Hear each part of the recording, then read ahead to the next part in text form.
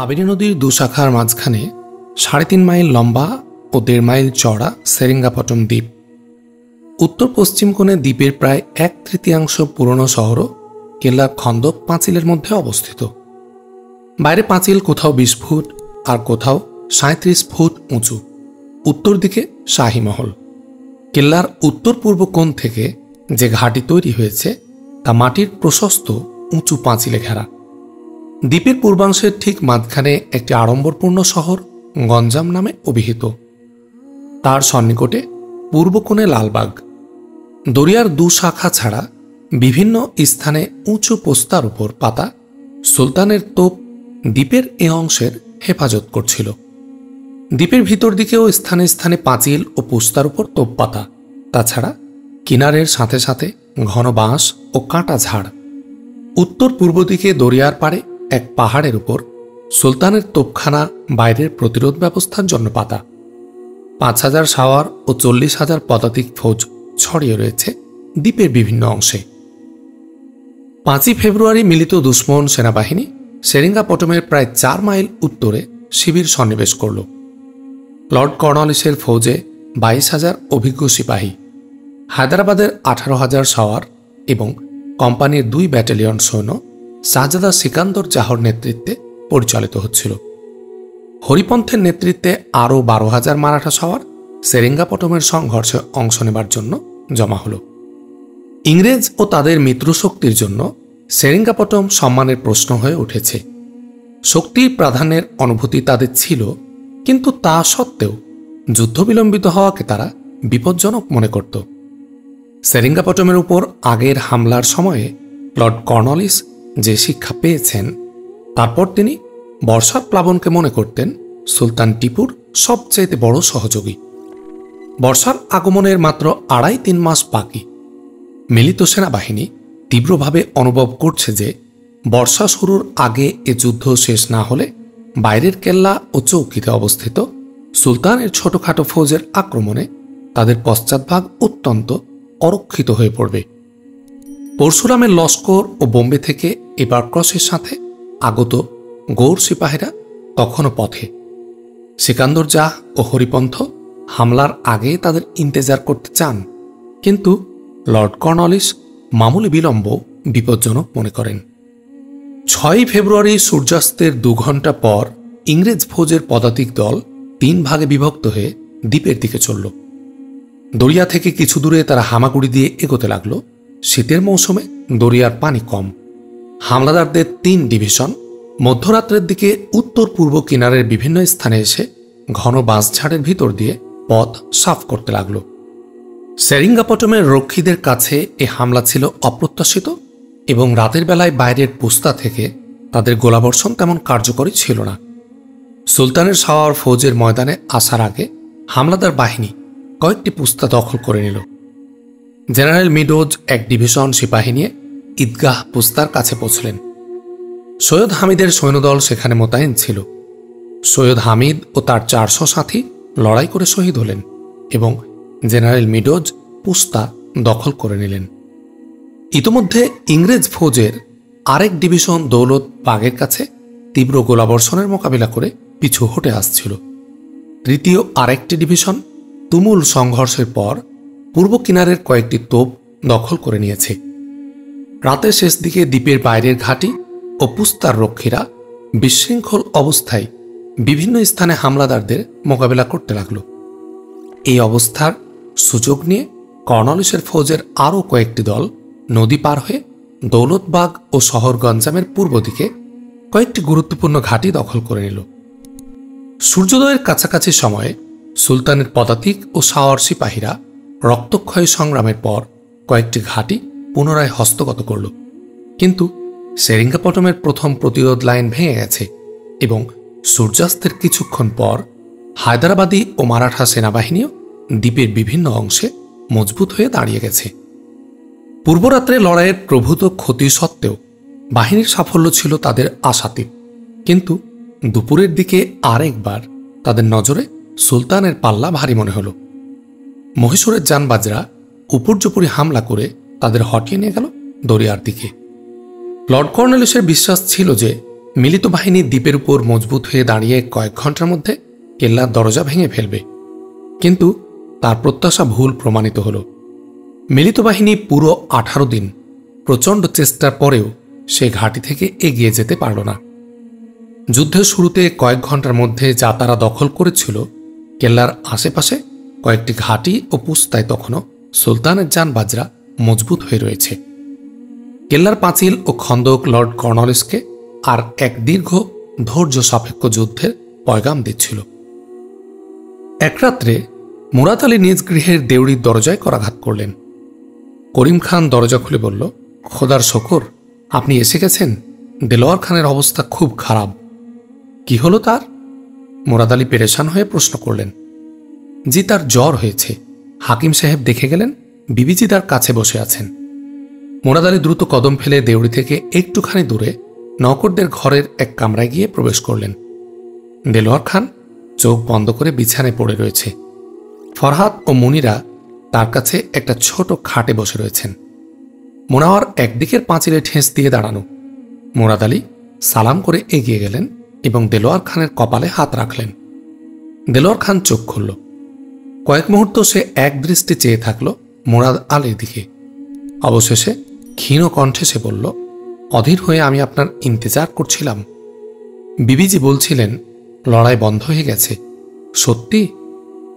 হ্যাঁ চাচা, লড়াই বন্ধ হয়ে গেছে, কিন্তু দুশ্মন যেসব শর্ত পেশ করেছে তা হয়তো সুলতানের কাছে গ্রহণযোগ্য হবে না। তারপর ফরহাতের দিকে তাকিয়ে প্রশ্ন করলেন, আম্মাজান, ওর জ্বর কবে থেকে? বেটা, পরশু থেকে অমনি পড়ে রয়েছ। দেলোয়ার খান বলল, আমার অসুখের জন্য আপনি পেরেশান হবেন না। বলুন দুশ্মন সন্ধির কি শর্ত পেশ করেছে? মুরাদ আলী জবাব দিলেন, দুশ্মন আমাদের অর্ধেক সালতানাত ছাড়া আরও দাবি করেছে 3,60,00,000 টাকা ক্ষতিপূরণ। এর মধ্যে 1,60,00,000 টাকা আমাদেরকে অবিলম্বে আদায় করতে হবে, বাকি আদায় করতে হবে 1 বছরের মধ্যে 4 কিস্তিতে। শান্তি চুক্তির বিস্তারিত শর্ত স্থির হয়ে গেলে দুপক্ষের যুদ্ধবন্দীদের মুক্ত করে দেয়া হবে। ফরহাদ বিষণ্ণ কণ্ঠে বলল, বেটা, এ তো খুবই কঠিন শর্ত। মুরাদ আলী বললেন, আম্মাজান, এহেন অবস্থায় আমরা দুশ্মনের কাছ থেকে এর চাইতে কোনো ভালো শর্ত আশা করতে পারি না। ওরা আমাদের জখম দেখে ফেলেছে। যুদ্ধ বিলম্বিত হওয়ার ভয় না থাকলে ওরা এসব শর্তেও সন্ধি করতে সম্মত হতো না। আজ জামানার গর্দেশ নেকড়েকে সিংহে আর শকুনকে ঈগলে পরিণত করেছে। আমাদের জন্য এর চাইতে ভয়াবহ ব্যাপার আর কি হতে পারে যে ইংরেজ মুসলমানদের ইজ্জত ও সম্মানের সবচেয়ে বড় রক্ষকের কাছে তার 2 পুত্রকে জামানত হিসাবে তাদের কাছে পাঠিয়ে দেবার দাবি জানিয়েছে। মুনিরা অশ্রু সজল চোখে বললেন, কিন্তু ভাইজান, এটা কি করে সম্ভব যে সুলতান টিপু তার 2 পুত্রকে ইংরেজদের হাতে ছেড়ে দেবেন? মুরাদ আলী জবাব দিলেন, এই মুহূর্তে সুলতান মুয়াজ্জাম তার পুত্রদের চাইতে বেশি চিন্তা করছেন প্রজাদের জন্য। এই সন্ধি চুক্তির মধ্যে তিনি যদি মহীশূরের কোনো কন্যাল দেখতে পান, তাহলে শাসকের কর্তব্যের উপর পিতৃস্নেহ জয়ই হতে পারবে না। দিলওয়ার খান মোহাচ্ছনের মতো কিছুক্ষণ মুরাদ আলীর দিকে তাকিয়ে রইল। তারপর হঠাৎ উঠে বসে গজবের স্বরে চিৎকার করে বলল, না না, তা হতে পারে না। মহীশূরের সিপাহী কখনো শাহজাদাদের দুশ্মনের হাতে ছেড়ে দিতে রাজি হবেন না। মহীশূরের প্রজাদের জন্য এ ধরনের সন্ধি মৃত্যুর চাইতেও অবাঞ্ছিত। এমন সময় এলে মহীশূরের শাহজাদাদের পথে তারা লাশের আস্তরণ বিছিয়ে দিতে প্রস্তুত থাকবে। মুরাদ আলী বললেন, চাচা, আপনি শুয়ে আরাম করুন। সুলতানে মুয়াজ্জামের মনে প্রজাদের বিশ্বস্ততা ও সিপাহীদের শৌর্য সাহস সম্পর্কে কোনো সন্দেহ সংশয় নেই। দেলোয়ার খান আরও কিছু বলতে চাচ্ছিল, কিন্তু সহসা প্রচণ্ড কাশির বেগে তার মুখ দিয়ে কোনো কথা বেরোল না। 2-3 মিনিট কাশবার পর সে চুপচাপ চোখ বন্ধ করে থাকল এবং মুরাদ আলী বাহু ধরে তাকে বিছানার উপর শুয়ে দিলেন। কিছুক্ষণ কামরার মধ্যে নিস্তব্ধতা বিরাজ করল। অবশেষে মুরাদ আলী মায়ের দিকে তাকিয়ে বললেন, আম্মাজান, আপনারা কি আরাম করুন, আমি এখানে বসছি। দিলাওয়ার কাতরে উঠে চোখ খুলল এবং ক্ষীণকণ্ঠে মুরাদ আলীকে বলল, আমার সম্পর্কে আপনি পেরেশান হবেন না। আপনি ঘরে গিয়ে খানা খেয়ে নিন, আমি বেশ ভালো আছি। এখনো হয়তো বিবিজি ও মুনিরার খাওয়া হয়নি। মুরাদ আলী খানিকক্ষণ ইতস্তত করে উঠতে উঠতে বললেন, বহুত আচ্ছা, আমি এক্ষুনি আসছি। মুনাওয়ার, তুমি চাচার কাছে থেকো আর করিম খানকে ওইখানে ডেকে নিও। দেলোয়ার খান বলল, না, করিম খানের এখানে দরকার নেই, ও বড়ই বেওকুফ। কেন চাচা, সে কি করেছে? জি, ও বারবার আমার নাড়ি হাতড়ায়। ওর শ্বশুরসা আমার তকলিফের কারণ হয়। সাহেবের অসুখের সময়ও বলেছিল আমার বাপ এই রোগেই মরেছেন। এখন ও আমায় বলে আমার মারও ঠিক এই রোগী ছিল। শহরের কোনো এক বেওকুফ সন্ন্যাসী ওর দোস্ত, সে ওকে কয়েকটা গাছগাছড়ার নাম বলে দিয়েছে। এখন সে প্রতিদিন কোনো না কোনো গাছের পাতা ছিঁড়ে নিয়ে আসে আর পিড়াপিড়ি করে যেন হাকিম সাহেবের ঔষধ না খেয়ে আমি তার ব্যবস্থা মেনে নিই। মনিরা উদ্বিগ্ন হয়ে বললেন, ওর দেওয়া কোনো ঔষধ খাননি তো আপনি? না জি, অতটা বেওকুফ আমি নই। মুরাদ আলী মনোয়ারকে বললেন, তুমি ওর খেয়াল রেখো আর করিম খানকে বলে দিও যেন ওকে বিরক্ত না করে। আমি এক্ষুনি আসছি, আসুন আমাজান। ফরহাদ ও মনিরা উঠে মুরাদ আলীর পিছু পিছু কামরা থেকে বেরিয়ে গেলেন। 22শে ফেব্রুয়ারি দুপুরবেলায় সুলতান টিপুর দুই বালকপুত্র শাহজাদা আব্দুল খালেক ও শাহজাদা ময়জউদ্দিন কেল্লার ভেতর থেকে বেরিয়ে সুসজ্জিত হস্তিপৃষ্ঠে সাওয়ার হলেন। তাদের আগে কয়েকটি লোক নিজাহ ও ঝান্ডা উঁচু করে চলছে। পিছনে অপর দুটি হাতিতে সুলতানের উকিল গোলাম আলী ও রেজা আলী সাওয়ার হয়েছেন। হাতির পিছনে প্রায় 200 সাওয়ার ও পদাতিক। দরজার সামনে প্রশস্ত ময়দানে হাজারো মানুষ তাদের শাসকের পুত্রদের বিদায় সম্ভাষণ জানাতে এসেছে। সুলতান টিপু পাঁচিলের এক বুরুজ থেকে দেখছেন এই মর্মন্তুদ দৃশ্য। শাহজাদা আব্দুল খালেক 8 বছরের আর মুয়াজ্জউদ্দিনের বয়স 5 বছর। কেল্লার তোপ সালামি ধ্বনি করলে কাফেলা রওনা হল। পাঁচিলের উপর থেকে এ দৃশ্য দেখছে যে সব সিপাহী আর যে জনতা সমবেত হয়েছে ময়দানে, তাদের মধ্যে এমন কেউ নেই যার চোখে অশ্রু ভারাক্রান্ত হয়নি। কিন্তু সুলতানের মুখে এক অদ্ভুত প্রশান্তি বিরাজমান।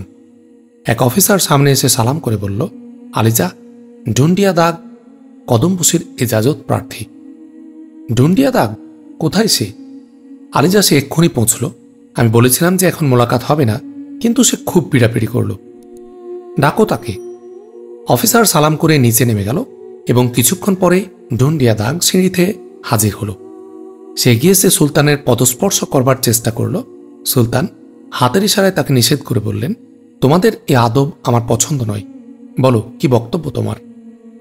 ডুন্ডিয়া দাগ অশ্রু ভারাক্রান্ত চোখে বলল, আলিজা, আমি এই আবেদন নিয়ে এসেছি যে শাহজাদাদের আপনি দুশ্মনের হাতে দেবেন না। সুলতান জবাব দিলেন, এ কথার সময় অতীত হয়ে গেছে। কিন্তু আলিজা, সন্ধির ব্যাপারে দুশ্মনের নিয়ত ভালো নয়। কাল থেকে আমি দুশ্মন শিবিরে ঘুরেছি। আমি নিজের কানে কয়েকজন মারাঠা সর্দারের কথা শুনেছি। শাহজাদাদের বন্দি করে রেখে আপনাকে নিকৃষ্টতম শর্ত মানতে বাধ্য করবে ওরা।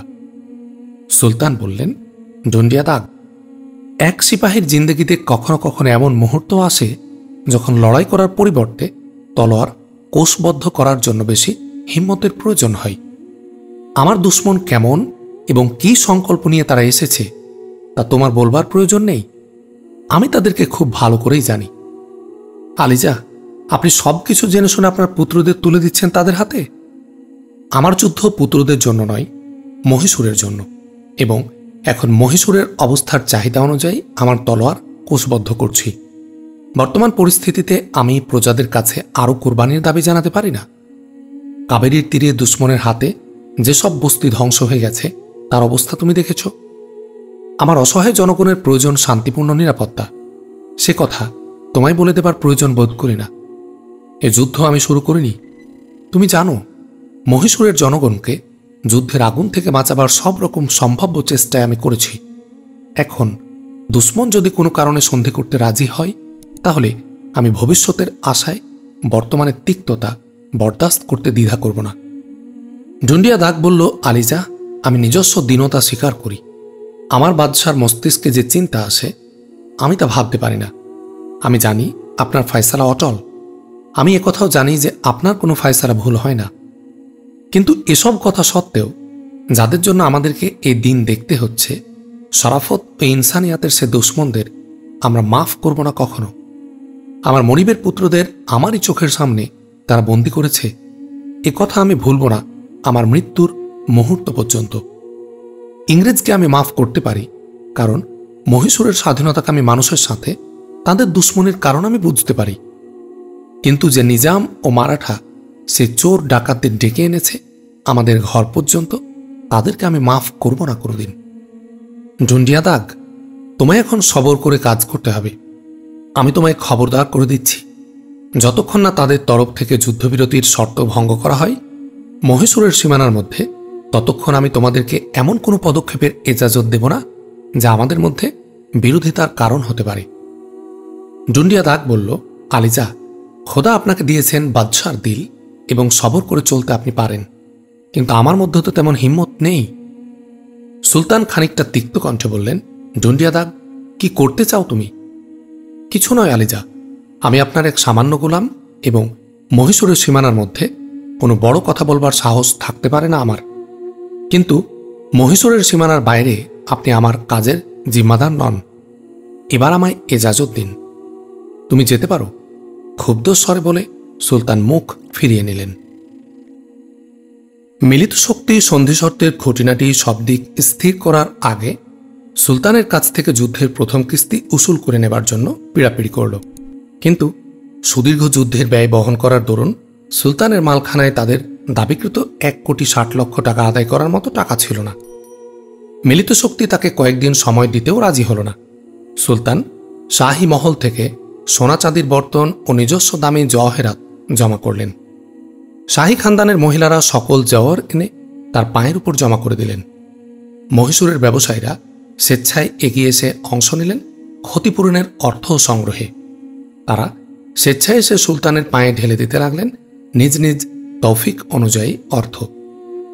সেরিঙ্গাপটমের প্রতিপত্তিশালী মহিলারাও হিস্সা নিলেন এই অভিযানে। তারা লোকের ঘরে ঘরে গিয়ে চাঁদার আবেদন জানালেন বোনদের কাছে। দাবিকৃত অর্থ আদায়ের ব্যাপারে শাসকের অদাপূরণ আমির গরিব প্রত্যেকের কমই প্রশ্নে পরিণত হল। হিন্দুস্তানের ইতিহাসে শাসক ও শাসিতের এ সম্পর্ক ছিল নতুন।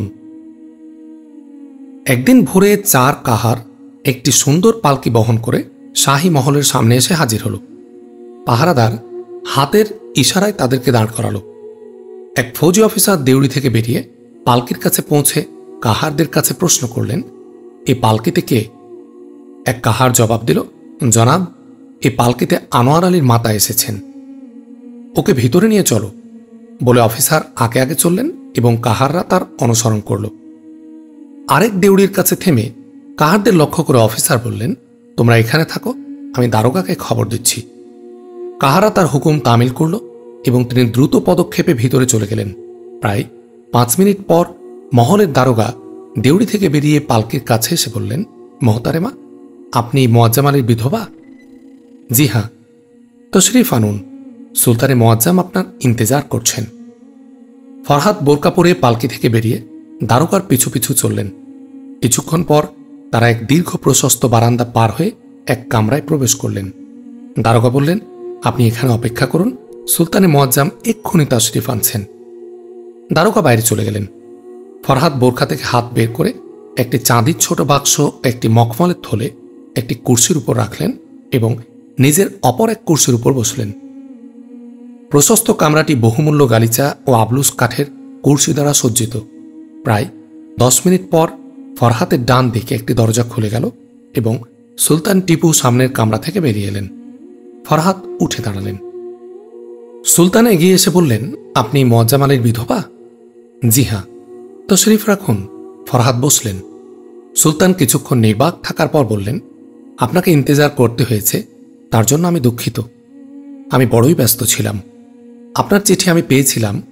আপনি যদি আনোয়ার আলী সম্পর্কে কিছু বলতে চান তাহলে আপনার এতটা তাকলিফ করার প্রয়োজন ছিল না। মুরাদ আলীকে পাঠিয়ে দিলেই পারতেন। মোয়াজ্জাম আলীর পুত্র আমার কাছে অপরিচিত নয়। আনোয়ার আলীর সম্পর্কে আমি আশ্বস্ত হয়েছে যে তিনি শামুকার কাছে এক লড়াইয়ে জখমী হয়েছিলেন এবং মারাঠা তাকে বন্দী করে নারগন্ডে পাঠিয়েছে। কয়েকদিনের মধ্যে কয়েদি বিনিময় হবে এবং ইনশাআল্লাহ তিনি আপনার কাছে পৌঁছে যাবেন। ফরহাদ অপর কুর্সি থেকে চাঁদির বাক্সটি তুলে দাঁড়িয়ে বললেন, আলিজা, আনোয়ার আলীর কথা আমি জানতে আসিনি। চাতল দুর্গের কেল্লাদারের চিঠি তার সম্পর্কে আমায় আশ্বস্ত করেছে। আমি আরেকটি কাজ নিয়ে এসেছি, এই নিন। এই বাক্সে আমার কিছু জেওর ছাড়া আরও রয়েছে সেই হীরা যা আজ থেকে 20 বছর আগে নওয়াব সিরাজউদ্দৌলা তার এক বিশ্বস্ত সিপাহীর খেদমতের বিনিময়ে দান করেছিলেন। এই সিপাহী ছিলেন আমার স্বামীর বাপ। তিনি পলাশির যুদ্ধে জখমী হয়ে মুমূর্ষ অবস্থায় মুর্শিদাবাদ এসেছিলেন। বর্তমান পরিস্থিতিতে যখন আপনার এক এক কড়ি প্রয়োজন, তখন আমি এই হীরকখণ্ড এর চাইতে ভালোভাবে ব্যয় করার চিন্তাও করতে পারি না। আমার শুধু আফসোস, এ থেকে কয়েক খণ্ড হীরা আমরা সেরিঙ্গাপটমে আসার আগে ব্যক্তিগত প্রয়োজনে ব্যয় করেছিলাম। সুলতান কিছুক্ষণ নির্বাক থেকে বললেন, আমি আপনার শুকরগুজারি করছি, কিন্তু আমি আমার এক বিধবা বোনের তোহফা কবুল করতে পারি না। আমি জানি মুআজ্জম আলীর খানদান মহীশূরের জন্য কোনো কোরবানি করতেই দ্বিধা করবে না, কিন্তু যে প্রয়োজনের জন্য আমি প্রজাদের কাছ থেকে অর্থ সাহায্য কবুল করেছি তা পুরো হয়ে গেছে। ইনশাআল্লাহ কাল পর্যন্ত দুশ্মনের ক্ষতিপূরণের অর্থ পাঠিয়ে দেয়া হবে। আলিজা, মৃত্যুর মুহূর্ত পর্যন্ত আমার অন্তরে দুঃখ থাকবে যে আমি একটি কর্তব্য পালনে ত্রুটি করেছি। বোন, আপনার স্বামী আর আপনার দুই পুত্র আমার ঝান্ডাতলে শহীদ হয়েছেন। তাদের রক্ত আমার কাছে দুনিয়ার সকল সম্পদের চাইতে মূল্যবান। ফরহাদ দুঃখের সাথে চাঁদির বাক্সটি পুনরায় কুরসির উপর রাখলেন এবং মখমলের থলেটি তুলে বললেন, আলিজা, পরশু আমার এক নওকর মারা গেছে। এই থলের মধ্যে তার সারা জীবনের কামাই রয়েছে। মৃত্যুকালে সে থলেটি আমার হাতে দিয়ে গেছে এবং আমি তার কাছে ওয়াদা করেছি যে আমি নিজে আপনার খেদমতে হাজির হয়ে তার তরফ থেকে এ নজরানা পেশ করব। তার কোনো ওয়ারিশ নেই? জি না আলিজা।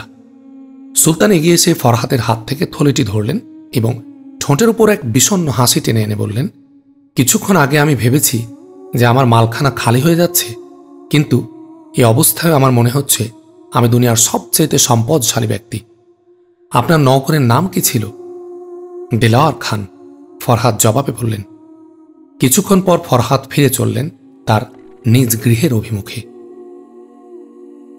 মিলিত সেনাবাহিনী যুদ্ধবিরতির প্রাথমিক শর্তে সুলতানের কাছ থেকে পেশোয়া ও নিজামের রাজ্যের এবং কোম্পানির অধিকৃত এলাকার সন্নিহিত জেলাগুলো দাবি করেছিল, কিন্তু সুলতানের শিশুপুত্রের হাতে নেবার এবং দাবিকৃত অর্থ উসুল করার পর তারা নিজ নিজ আকাঙ্ক্ষা অনুযায়ী শর্তগুলোর ব্যাখ্যা বিশ্লেষণ করতে লাগল। সুলতান টিপু বারোমহল, ডান্ডিগল ও মালাবারের বেশিরভাগ এলাকা ইংরেজদের হাতে ছেড়ে দিতে রাজি ছিলেন, কিন্তু কর্নওয়ালিস কুর্গ ছাড়া বেলাবি, গুটি ও সালেম এলাকাও তাদের অধিকারভুক্ত করার দাবি করলেন। যদিও এলাকাগুলি মিলিত শক্তির অধিকৃত এলাকার সীমান্তের নিকটবর্তী ছিল না। মালে গনিমত হাসিল করা ছাড়াও ইংরেজদের লক্ষ্য ছিল ভবিষ্যতের জন্য সুলতানের প্রতিরোধ শক্তি দুর্বল করে দেয়া। কুর্গ এলাকা মালাবার উপকূল ও সেরিঙ্গাপটমের মাঝখানে একটা স্বাভাবিক সীমারেখার কাজ করছিল।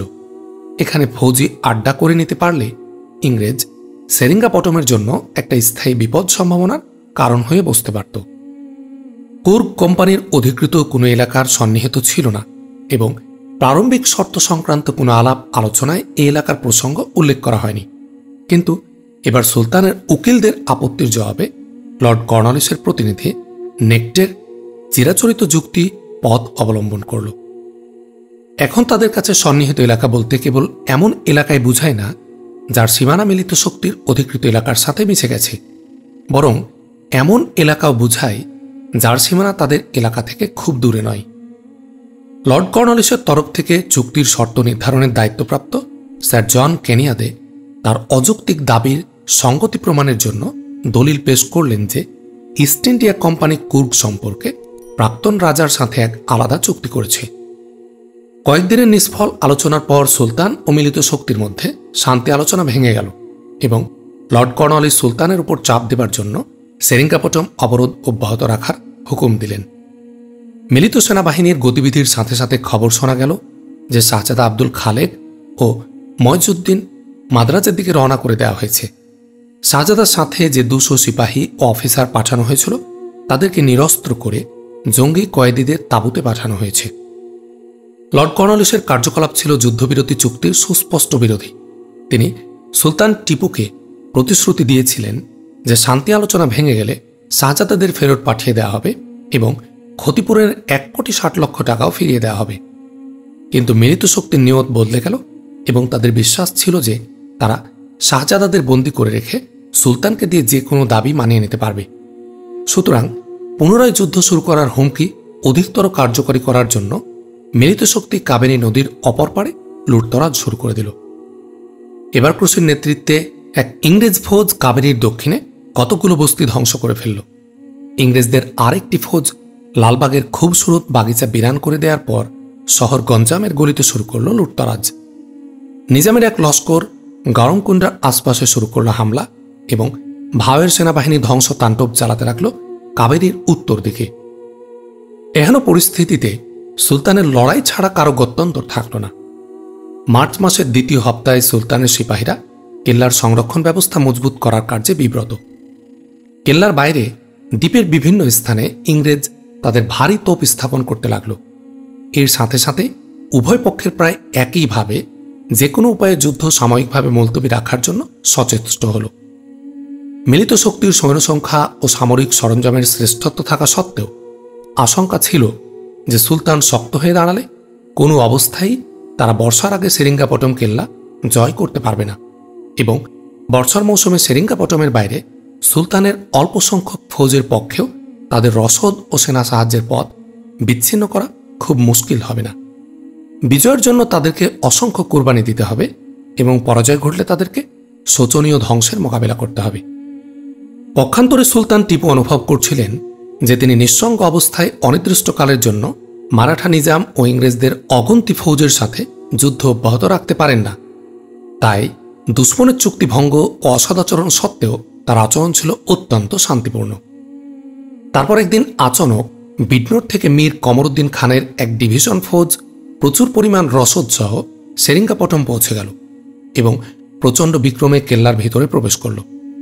মীর কমরউদ্দিন খানের আগমনের কয়েক ঘণ্টা পর মিলিত সেনাবাহিনীর পথ প্রদর্শক লর্ড কর্নওয়ালিসের খিমায় সমবেত হয়ে পরস্পরকে পরামর্শ দিতে লাগল যে পরিস্থিতির পরিবর্তন ঘটেছে এবং তাদেরকে স্থির মস্তিষ্কে এবার সুলতানের শান্তি প্রস্তাব নিয়ে চিন্তা করে দেখা প্রয়োজন। সুতরাং 18 মার্চ লর্ড কর্নওয়ালিসের আমন্ত্রণে সুলতানের প্রতিনিধি তার শিবিরে পৌঁছল এবং লর্ড কর্নওয়ালিস তার সাথে দীর্ঘ আলোচনার পর সন্ধি চুক্তির নতুন খসড়া তৈরি করে তার হাতে সোপর্দ করলেন। সন্ধি চুক্তিতে যেসব রদবদল করা হলো তা হরিপন্থ ও নিজামের সিপাহসালার সিকান্দর জাহর মনোপুত হল না। মারাঠাদের অধিকারভুক্ত এলাকার সীমানা কৃষ্ণা নদী পর্যন্ত বাড়িয়ে দেওয়া হলো। নিজামকে দেওয়া হলো কুরপা, গান্ধীকোট, কম্বম এবং কৃষ্ণা নদী ও নিম্ন তুঙ্গভদ্রার মধ্যবর্তী কতিপয় জেলা। খোদাদাদ সালতানাতের বন্দর বাটের মধ্যে ইংরেজ সবচেয়ে বড় ভাগ নিয়ে নিল। তারা ডান্ডিগল ও বারোমহল ছাড়া মালাবারের বেশিরভাগ উপকূল এলাকা এবং কালিকট ও কানানুরের বন্দরগাহ সুলতানের কাছ থেকে ছিনিয়ে নিল। কুর্গের উপর দখল জমানো সম্পর্কেও তাদের দাবি সুলতানকে মেনে নিতে হল। কয়েকটি বিরোধীয় এলাকার উপর তারা সুলতানের অধিকার স্বীকার করে নিল। চুক্তির শর্ত নিজেদের জন্য লাভজনক করে নেবার উদ্দেশ্যে ইংরেজ সুলতানের সাথে যে প্রতারণা ও চুক্তিভঙ্গের আশ্রয় নিয়েছিল তা তাদের অতীত রাজনৈতিক কার্যকলাপের নীতিসম্মতই ছিল, কিন্তু সুলতানের মতো তাদের মিত্রদের সাথেও তারা কোনো সদাচরণ করেনি। নিজাম ও মারাঠা যদিও কতকগুলো এলাকার অধিকার পেয়েছিল, তথাপি ইংরেজ বন্ধু বাৎসল্যের দরুন তা হয়নি, বরং তার কারণ ছিল এই যে তারা যে কোনো সময় সুলতানের সাথে সন্ধি করে ইংরেজদের জন্য সংকট সৃষ্টি করতে পারত। এই দুটি বড় শক্তি নিরপেক্ষ থাকলেও ইংরেজের ধ্বংসের পথই খোলাসা হতো। তাই লর্ড কর্নওয়ালিস তাদের দিকে গোস্ত খেয়ে হাড্ডি ছুড়ে দিতে বাধ্য হলেন। যে ত্রিবাঙ্কুরের রাজার সাহায্য করবার বাহানায় ইংরেজও এ যুদ্ধ শুরু করেছিল, তিনি দুর্বল ও অসহায় মিত্র বলেই লর্ড কর্নওয়ালিসের জন্য কোনো উদ্বেগের কারণ হতে পারেননি। তাই লুণ্ঠিত দ্রব্য বন্টনের সময় তাকে স্পষ্টত উপেক্ষা করা হলো। প্রথমে তিনি ইংরেজদেরই প্ররোচনায় সুলতানের সাথে যুদ্ধ সূচনা করেছিলেন এবং যথেষ্ট ক্ষতিও স্বীকার করেছিলেন।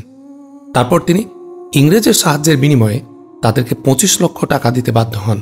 তারপর সুলতানের সাথে ইংরেজের নিয়মিত যুদ্ধ শুরু হলে রাজা তার যাবতীয় সামরিক ও আর্থিক সঙ্গতি ইংরেজের হাতে অর্পণ করেন।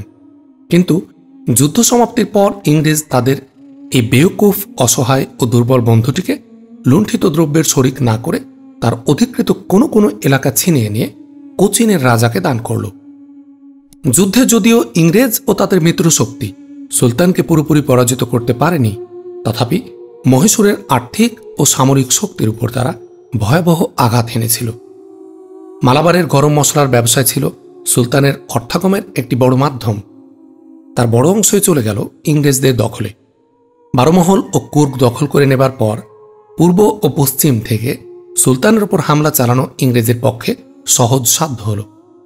ডান্ডিগল এবং কৃষ্ণা ও তুঙ্গভদ্রার মধ্যবর্তী উর্বর এলাকা থেকে সুলতান বঞ্চিত হলেন। পরিণামের দিক দিয়ে এ যুদ্ধ ইংরেজ ও তাদের হিন্দুস্থানীয় মিত্রদের জন্য আরেকটি যুদ্ধের পথ খোলাসা করে দিল।